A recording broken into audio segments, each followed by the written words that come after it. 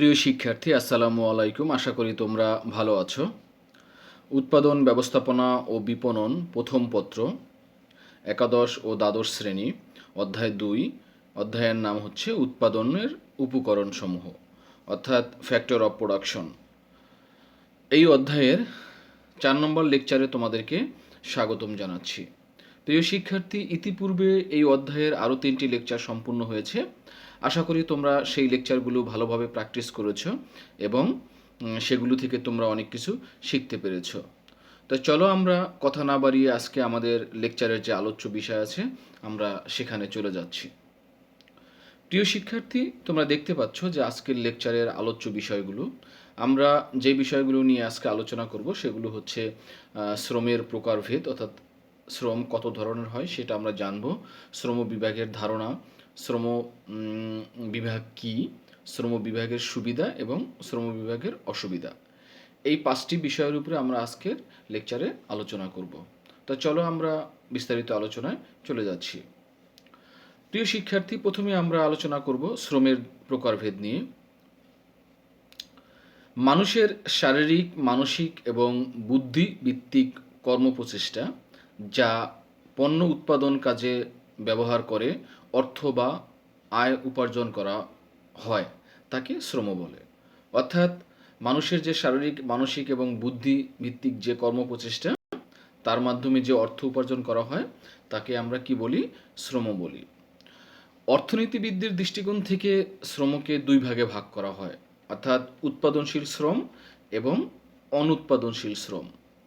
এছাড়াও শ্রমকে শারীরিক এবং মানসিক শ্রম হিসাবেও অনেকে বিভক্ত করেছেন, যা চিত্রে আমরা উপস্থাপন করব এবং সংক্ষেপে সেগুলো নিয়ে আলোচনা করব। তাহলে চলো আমরা চিত্রে দেখি শ্রমের প্রকারভেদ। প্রিয় শিক্ষার্থী, তোমরা এই চিত্রের মাধ্যমেই শ্রমের প্রকারভেদ সম্পর্কে বিস্তারিত ধারণা পেয়ে যাবে। আমি চেষ্টা করেছি তোমাদের চিত্রের মাধ্যমে, বিভিন্ন ছবির মাধ্যমে শ্রমগুলো বোঝানোর জন্য, শ্রমের প্রকারভেদ বোঝানোর জন্য।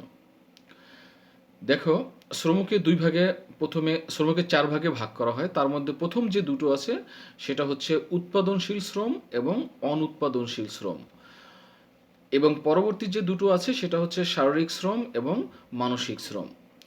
উৎপাদনশীল শ্রম এর যে চিত্রটা তোমাকে দেখিয়েছি, দেখো এখানে কোনো কিছু উৎপাদন করা হচ্ছে, অর্থাৎ এখানে ধান চাষের কথা যেটা তোমরা দেখতে পাচ্ছ, ধান ক্ষেতের পিকচার, সেটা এখানে বলা আছে। অনুৎপাদনশীল শ্রম যেখানে, অর্থাৎ যেখানে কোনো উৎপাদন করা হয় না, সেটাকে বলা হয় অনুৎপাদনশীল শ্রম।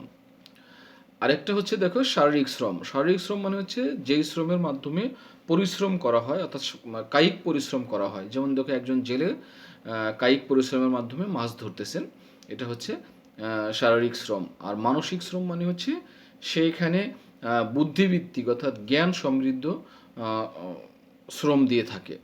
এই বিষয়গুলি চলো আমরা একটু বিস্তারিত আলোচনা করি। প্রিয় শিক্ষার্থী, প্রথমেই যে বিষয়টি শ্রম, অর্থাৎ প্রোডাক্টিভ লেবার। যে শ্রমের সাহায্যে কোনো কিছু উৎপাদন করা যায় তাকে উৎপাদনশীল শ্রম বলে। এক্ষেত্রে যেমন ধরো শ্রমিক কৃষিক্ষেত্রে এবং কারখানায় নিযুক্ত থেকে কোনো কিছু উৎপাদন করতে যে কাজ করে থাকে তাকে আমরা উৎপাদনশীল শ্রম বলে থাকি। যেমন তোমরা দেখো এখানে একটি ধান ক্ষেতের একজন কৃষক তার শ্রমের বিনিময়ে সে প্রথমে জমি চাষ করেছে, তারপরে জমিতে পানি দিয়েছে, তারপরে জমিতে সে চারা লাগিয়েছে, সেই চারাকে যত্ন করেছে, অর্থাৎ এই যে তার শ্রমগুলো, এটা হচ্ছে তার উৎপাদনমূলক শ্রম। তার বিনিময়ে সে কোনো কিছু উৎপাদন করতে পেরেছে, অর্থাৎ ধান উৎপাদন হয়েছে। এরপরে দেখো অনুৎপাদনশীল শ্রম, অর্থাৎ যেই শ্রমে তোমার হচ্ছে কোনো কিছু উৎপাদন করা হয় না, সেটাকে বলা হয় অনুৎপাদনশীল শ্রম। যেমন ধরো যে কাজের মাধ্যমে অতিরিক্ত কোনো কিছু উৎপাদন করা যায় না তাকে আমরা অনুৎপাদনশীল শ্রম বলে থাকি। এক্ষেত্রে যেসব মানুষ ব্যবসায় এবং অন্যান্য কাজে নিয়োজিত বা নিযুক্ত রাখে তাদেরকে সাধারণত অনুৎপাদনশীল শ্রম বলে। অর্থনীতিবিদ অ্যাডাম স্মিথ এবং জে.এস. মিল বলেন যে যে শ্রম বস্তুগত কোনো দ্রব্য উৎপাদন করে না তাকে অনুৎপাদনশীল শ্রম বলে। বিশেষ করে ডাক্তার, আইনজীবী প্রভৃতি পেশার মানুষের শ্রমকে সাধারণত অনুৎপাদনশীল শ্রম হিসাবে বলা হয়। অর্থাৎ এখানে মেইনলি তারা হচ্ছে নতুন কিছু উৎপাদন করে না, ওই সেন্সে এটা অনুৎপাদনশীল শ্রম। এরপরে আমরা যে বিষয়টি দেখতে পাচ্ছি সেটা হচ্ছে কায়িক শ্রম। প্রিয় শিক্ষার্থী, শারীরিক শ্রম হচ্ছে যে কোনো ব্যক্তির কায়িক শ্রমকে শারীরিক শ্রম বলে। যে শ্রমের যে কোনো ব্যক্তির শুধু কায়িক শ্রম বা শারীরিক শ্রম ব্যবহার করে কোনো কাজ যথাযথভাবে করা যায় না। এক্ষেত্রে কিছুটা বুদ্ধিভিত্তিক বা মানসিক শ্রমেরও প্রয়োজন হয়। যেমন একজন জেলে যে শ্রম দিয়ে মাছ ধরে, সেখানে অবশ্যই শারীরিক শ্রমের পাশাপাশি মানসিক শ্রমেরও প্রয়োজন আছে। যেমন সে কিভাবে এবং কোথায় জাল ফেললে বেশি মাছ সংগ্রহ করে যেতে পারে, সে বিষয়ে একজন জেলেকে অবশ্যই ভাবতে হয়। সর্বোপরি এক্ষেত্রে মানসিক শ্রমের চেয়ে শারীরিক শ্রম বেশি হওয়ায় একজন জেলের মাছ ধরার কাজকে শারীরিক শ্রম বলা হয়। প্রিয় শিক্ষার্থী, আশা করি তোমরা বুঝতে পেরেছো। তারপর আমি তোমাদেরকে আরেকটু সহজভাবে বোঝানোর চেষ্টা করি। যেমন তোমরা পিকচারে দেখতে পাচ্ছ একজন জেলে মাছ ধরছেন। এই জেলের মাছ ধরাকে শারীরিক শ্রম অর্থাৎ কায়িক শ্রম বলা হয়। কিন্তু দেখো, এই জেলে কিন্তু দুই ধরনের শ্রমই দিয়ে থাকে। এখানে সে মানসিক শ্রমও দেয় এবং কায়িক শ্রমও দেয়।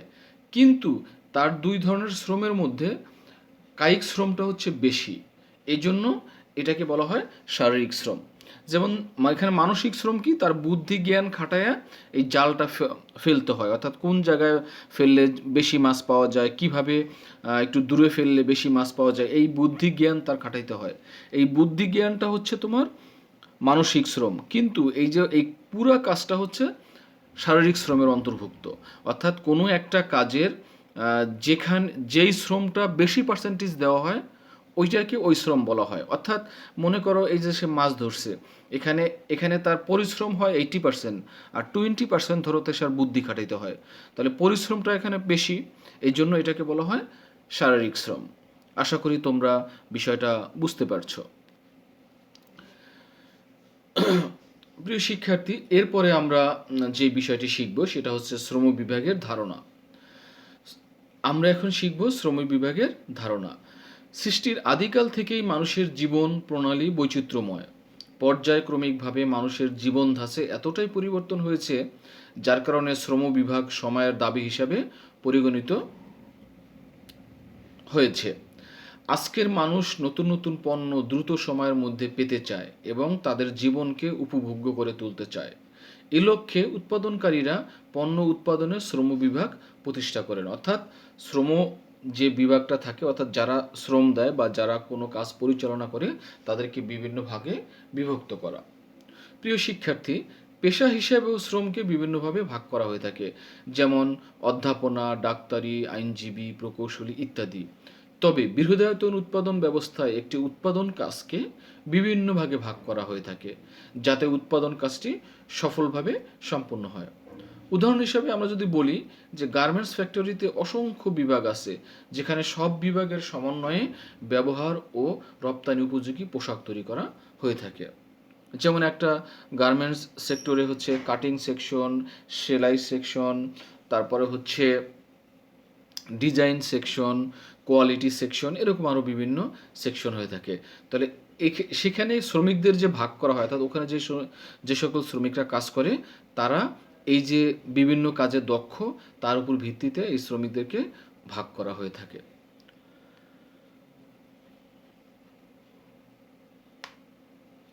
প্রিয় শিক্ষার্থী, এক্ষেত্রে যে বিষয়গুলো দেখা যায় সেটা হচ্ছে ক্রয় বিভাগ, ডাইং বিভাগ, কাটিং বিভাগ, যেটা বললাম, সেলাই বিভাগ, মান নিয়ন্ত্রণ বিভাগ, প্যাকিং বিভাগ, পণ্য ডেলিভারি বিভাগ ইত্যাদি।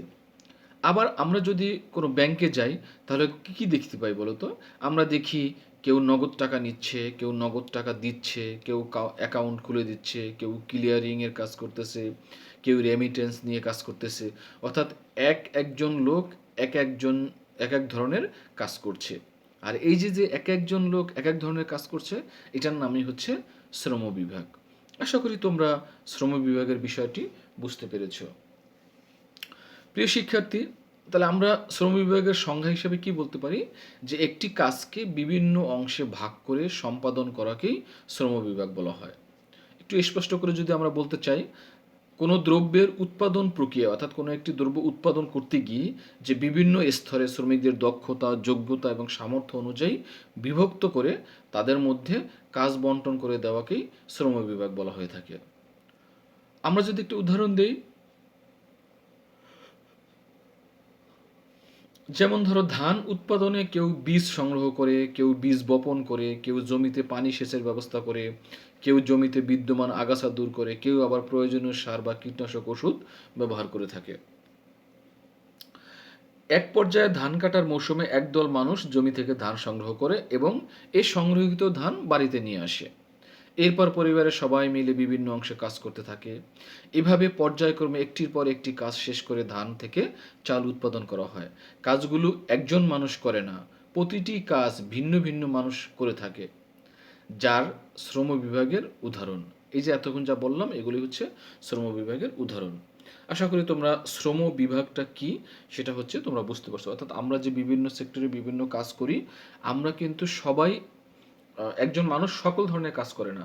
এক এক ধরনের মানুষ যে যেটা ভালো পারে এবং যে যেটা পারদর্শী সে কিন্তু সেই কাজগুলো বেশিরভাগই করে থাকে। প্রিয় শিক্ষার্থী, এরপরে আমরা এখন জানবো যে শ্রম বিভাগের সুবিধাগুলো। এই যে আমরা শ্রমিকদেরকে বিভিন্ন দক্ষতা যোগ্যতার ভিত্তিতে ভাগ করি, এটা আমাদের তাহলে কি কি সুবিধা দেয়? একটা প্রতিষ্ঠানকে শ্রম বিভাগ যদি করে তাহলে সেই ক্ষেত্রে কি কি সুবিধা দিয়ে থাকে সেই বিষয়গুলো এখন আমরা শিখব।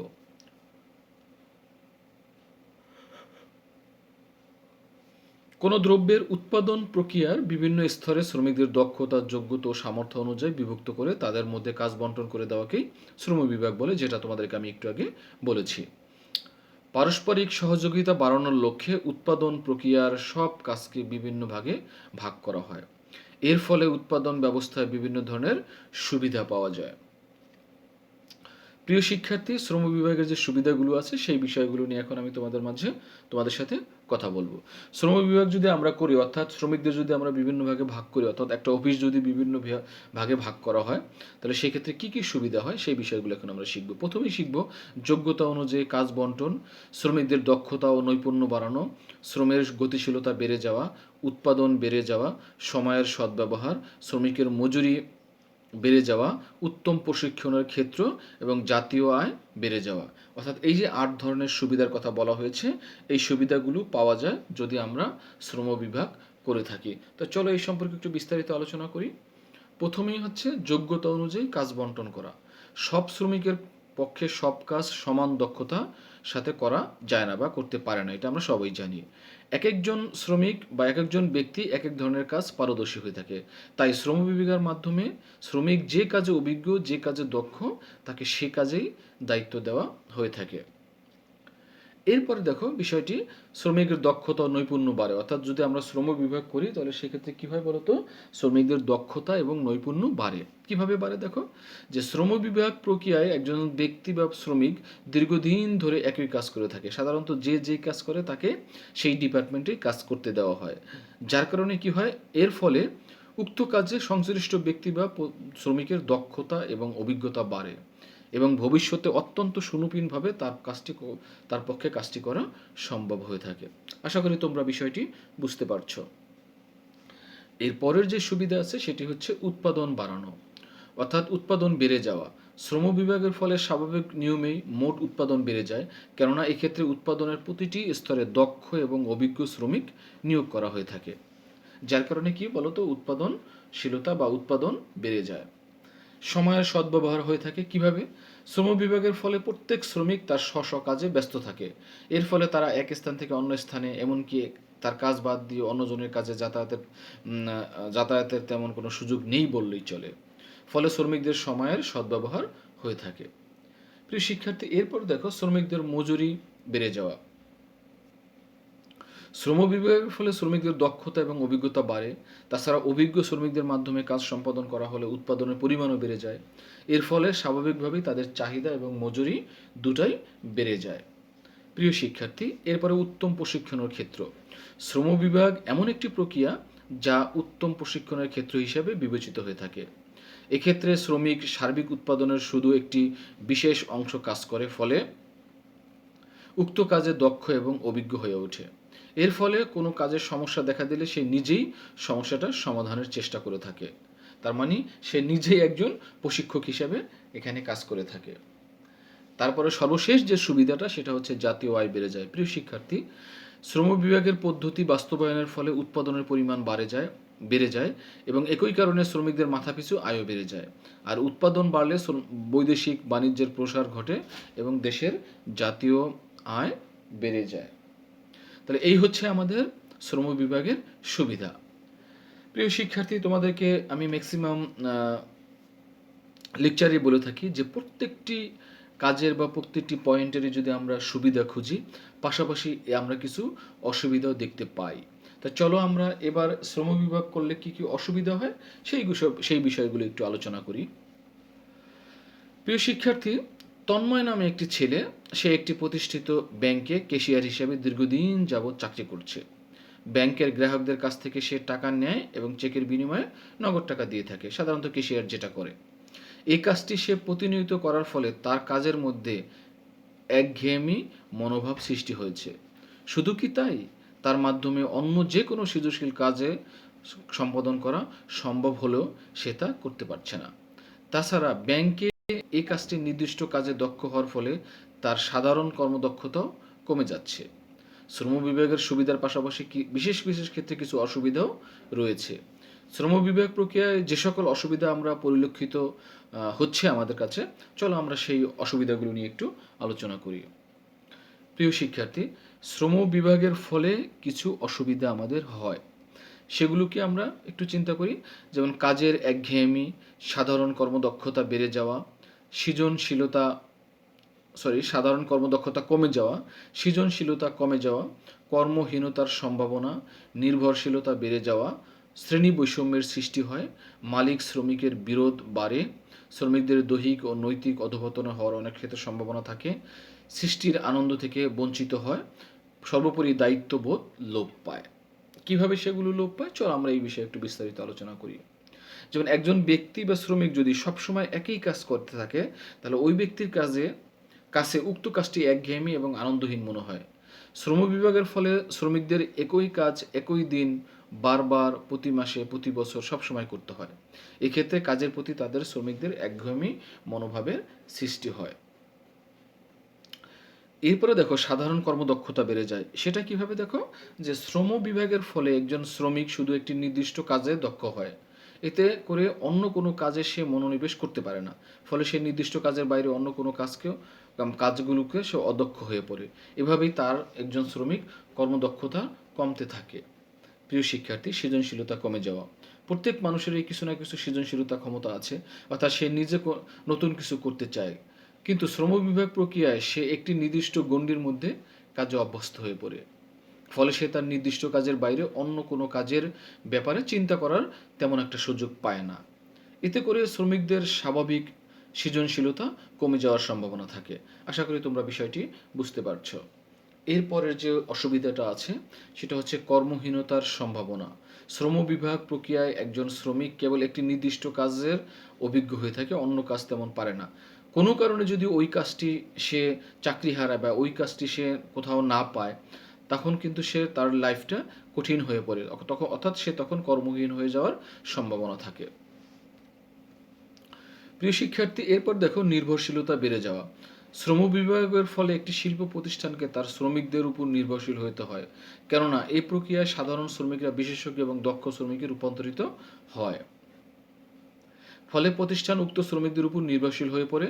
এসব শ্রমিকরা কোনো কারণে প্রতিষ্ঠানের সাথে প্রতারণা করলে বা প্রতিষ্ঠানের অনেক ক্ষতির আশঙ্কা থাকে। প্রিয় শিক্ষার্থী, এরপরে যে বিষয়টি আছে, শ্রেণী বৈষম্যের সৃষ্টি হয়। যদি শ্রম বিভাগ করা হয়, অনেক সময় কি হয় বলতো, শ্রেণী বৈষম্য সৃষ্টি হয়। যেমন নির্দিষ্ট কাজে দক্ষ হওয়ার কারণে দক্ষ এবং অদক্ষ শ্রমিকদের মধ্যে শ্রেণী বৈষম্য সৃষ্টি হয়ে থাকে।